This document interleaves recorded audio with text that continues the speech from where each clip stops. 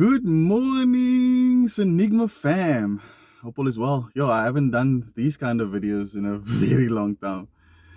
Yeah, this is the A111, infamous A111 of this particular channel. Good morning, yes. Good morning to you. Thanks for joining in. This is Warren again from Enigma TV, and I would like to bring a different vibe or different sort of feel to this video.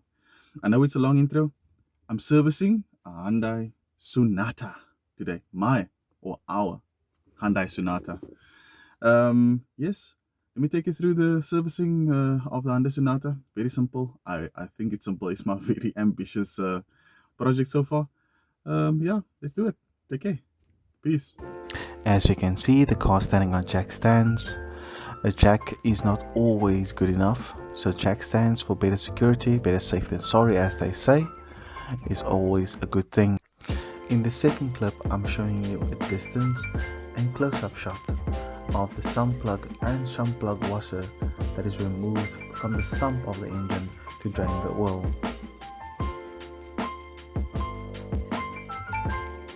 Next up, as the oil is draining out in the catch pan, I'm cleaning up the sump plug and the sump plug washer.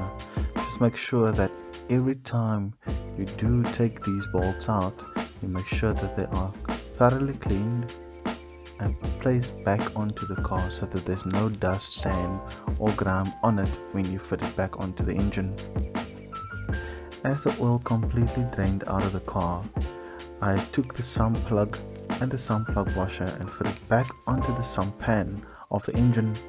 Snug fit, do not over tight, and it uses a 17mm spanner.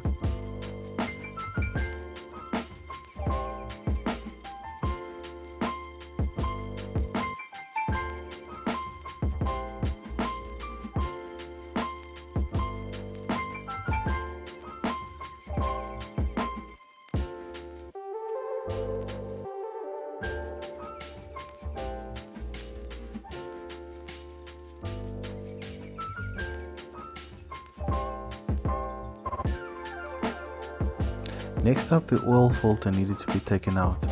Normally you'd hand tight these oil filters, but some people do take a oil filter spanner, but it's not needed.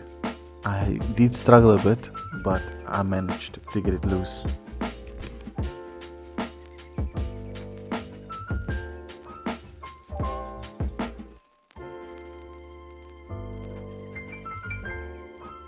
Now that the old oil and the old oil filter has been removed from the car, I cleaned the surface, tightened up the new oil filter by hand. You don't have to over tight because it has a snug fit.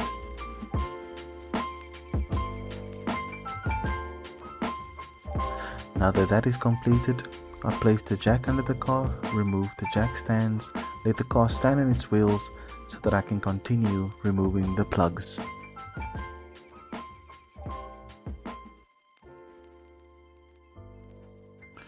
Next, I'm removing the 4 10mm bolts from the COP rail on the engine. COP stands for coil on plugs.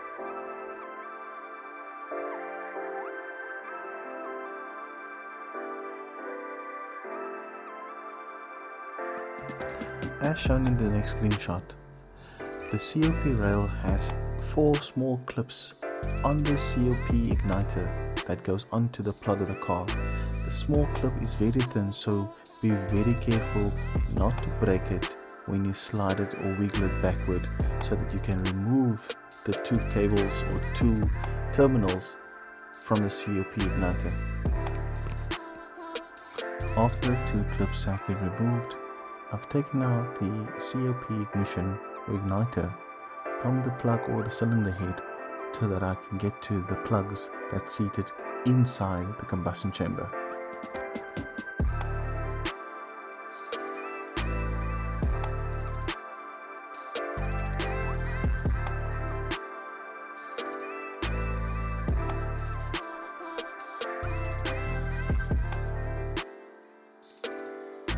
After all 4 plugs have been loosened, I've taken the igniter or the ignition system to remove or to suck out the plugs from the combustion chamber.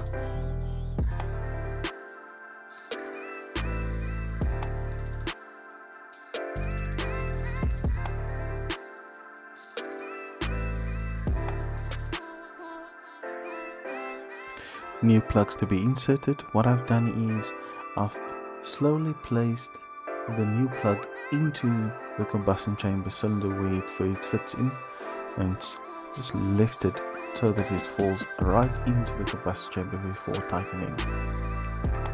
Remember, soft hands at this point is key.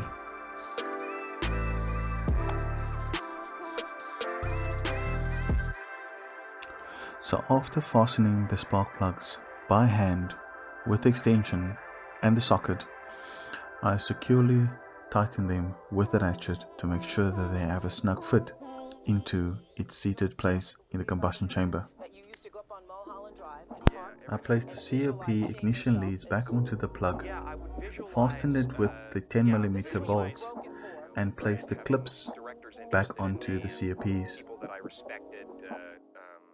Saying, I like your work or whatever that is, and I would visualize things coming to me that I wanted or whatever. Drive home and think, well, I do have these things. They're out there. I just don't have a hold of them yet, but they're out there. Also make sure that you don't over tight the 10mm bolts, because the plastic housing on the COPs is quite soft, so over tightening might break them, so take care and be careful. So as the COPs are fastened onto the plug, I've placed the clips back onto the coil pack and make sure that the clip is pushed back into its position to make sure that it's a fastened connection. So right now the oils have been drained, the new oil filter have been fitted, the new spark plugs has been fitted. Now it's time to replace the air filter. To replace the air filter on these cars is quite simple. On the airbox itself, there's 2 clips in front, 2 clips to the rear. So the 2 clips to the rear, you just have to push them back. The 2 clips in front, you pull forward. What you need to do is just lift up the top section of the airbox, slide out the old one, slide in the new one, snug fit the top section of the airbox, and clip the clips back on.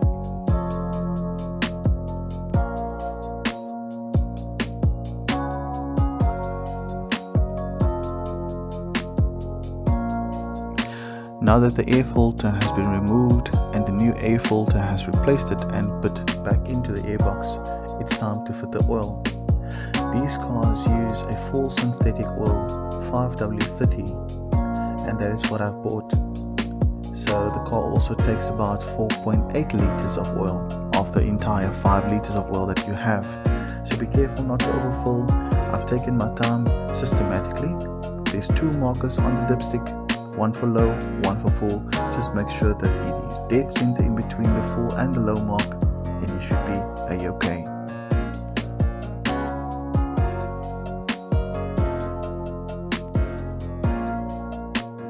Right now, as the oil is going down the cylinder head into the oil pan at the bottom of the engine, I'm continuously checking the marker on the dipstick to see how far the oil is rising and whether I need to top up.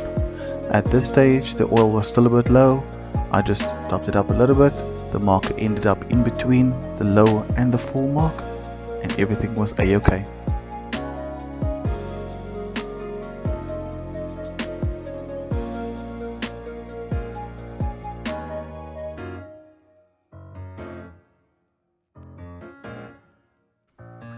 Well, sporadically I've started the car as well so that the oil can cycle through the engine. Topped it up again. Make sure that the dipstick marker or the oil is on its mark on the dipstick between low and full. And after that has been cleared, all was well, and I'm fitted the tappet cover onto the engine, and I could say the job is well done.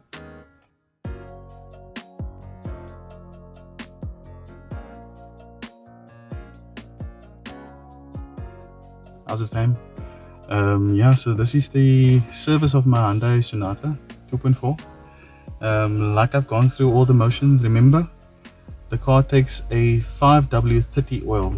You can use 5W10, 10W30, yes, it's fine, but it's supposed to be synthetic oil, nothing else.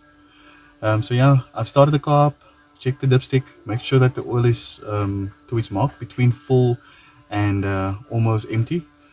The other thing also what we need to understand, the car takes about 4.8 liters of oil. So it's quite a big engine. It's a 2.4 liter engine in this car. So I'm going to start the car up, make sure that there's no Christmas lights on the dash. and then we should be okay. Everything is buttoned up, oil filters in, some plug washer and some plug is back in, oil is back in the car, air filter is back in the car, plugs is back in the car. So yeah, everything should be okay. Let's get it. Let's show the dashboard and see if there's no Christmas lights. There shouldn't be. Yeah, as you can see, the car is standing at 148,790. The car is heating up. There's zero Christmas lights on the dash, and all is good. The car was supposed to have been serviced at 150,000. I've taken the liberty to service the car at 148,000. Proactiveness, that is me always. But yeah, thanks for watching. Take care. Cheers.